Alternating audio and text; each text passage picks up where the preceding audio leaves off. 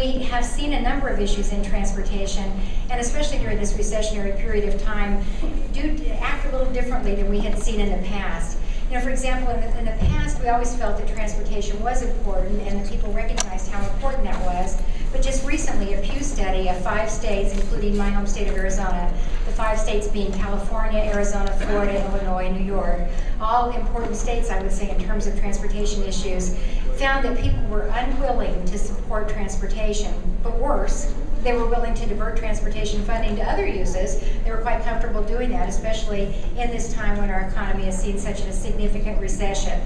And more, we're hearing that it is just largely those of us who are inside the industry that are calling for additional spending and funding for transportation and improvement to transportation programs. We're kind of talking to ourselves more so than we're hearing from the public that we serve, that we really want to get a bill done. And there's a couple of issues out there as well. The stimulus, as we just heard from our last panelist in the opening general session, the stimulus in late 2008 was sold as an infrastructure bill, a jobs bill.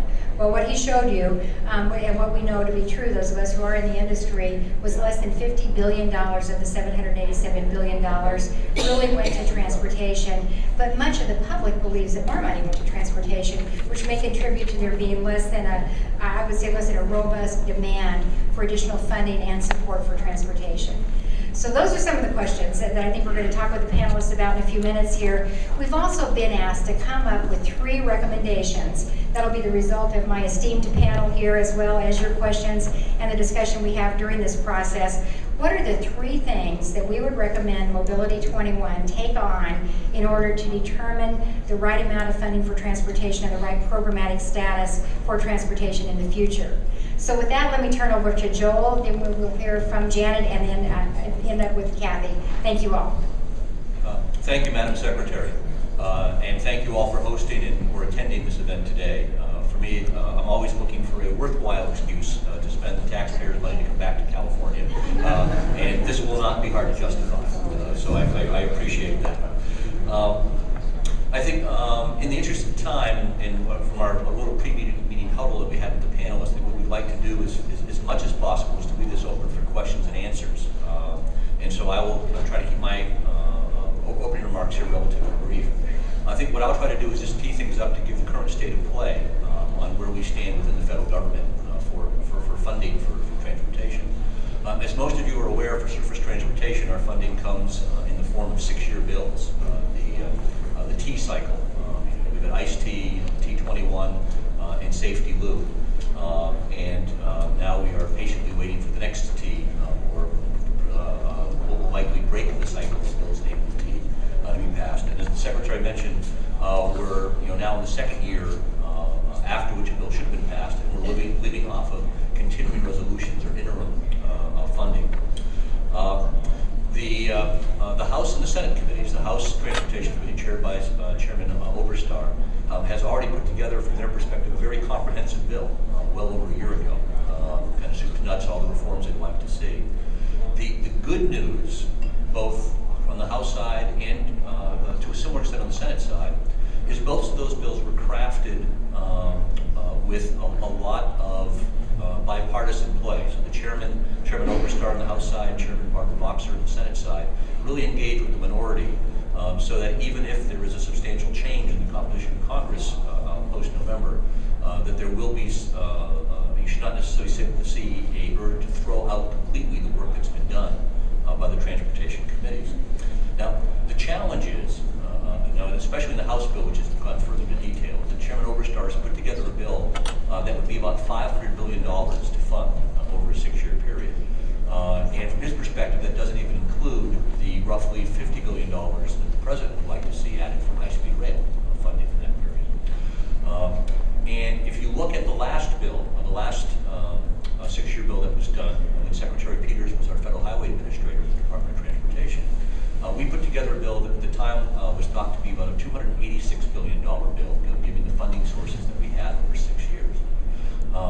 If you were to pass the same bill, no changes at all, you would likely get less than $286 billion over the next 6 years because of effects of the recession, and also the fact that all of our other policies, energy, environmental security, are driving us as a society to become less dependent on oil and on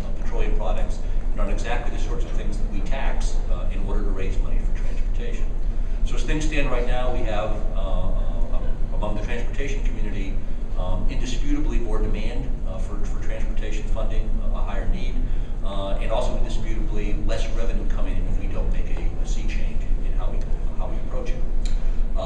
Chairman Oberstar's approach in the House side was to say they will put together a bill to address the needs. He pulled together the stakeholders of transportation, the industry representatives, the labor folks, and said, now go forth, spread the word, and let's gin up the support necessary within the Congress to raise the $500 billion that we need to get the bill funded. You will note that he has not yet succeeded in that task.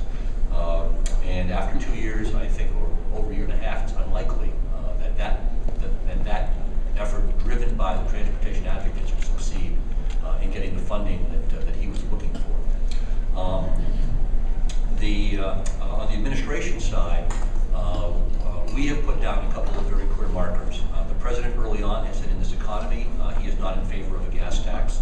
The Republicans, John Mica, the vice chair, who would likely become chair of the committee if the House flips after November, has in his own words said a gas tax is off the table.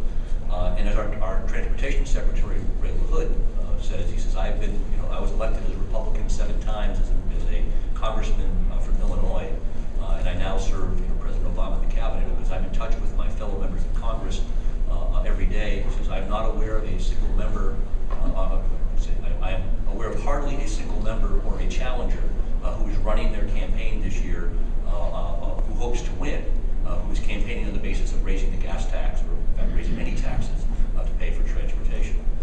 So at the moment, there is not a bright shining hope on the horizon with the groundswell political support necessary to say these are new tax increases or new revenue sources to pay for transportation.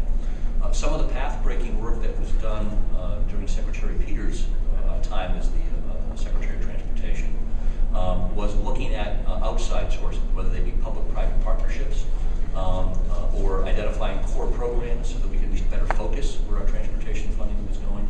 And a lot of those have been picked up in the transition to the new administration. Not the least of which is President Obama has rolled together a lot of our innovative finance proposals into a national infrastructure fund, where the president's proposal is to have a source of is to have you can call it a bank, you can call it a fund, but an institution with the board of governors that would make decisions on making investments, which could take the form of revolving loans, which could take the form of loan guarantees, as we just provided up the street in Los Angeles for the 3010 initiative, for the Crenshaw corridor. Government guarantees we estimate will probably be about $17 million to end up guaranteeing a $546 million a portion, of 1/3 of the total portion of what they're doing for the Crenshaw corridor. But it can also take the form of discretionary grants. We're very proud of the work that we've been doing with the Tiger and Tiger II grant programs, where we, for the first time in the federal government, have been able to identify multimodal transportation projects, or projects that would not normally be eligible for funding from our programs, but which clearly have a huge impact on individual and goods movement. Colton Crossing from last year, and this year the investments that we're making in the San Bernardino Airport as well. Those and in the ports of LA and Long Beach.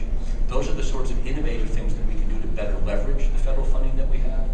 But at the moment, I think the big challenge, the nut that has not yet been cracked, is even with all that, will there be enough additional funding, whether it be from traditional funding sources or from elsewhere, to address the transportation funding needs? So that's where we stand right now. With the elections coming up next week, there'll be a lame duck session of Congress in November, December. Our current transportation funding takes us through December 3rd. So the likelihood is that Congress will give us another temporary extension during the lame duck session that will take us into next year. The new Congress, whatever its composition, will then again have to wrestle with the question of whether or not to give us a 6-year bill or some smaller portion of that while they work through how to provide long-term funding for transportation. Thank you very much.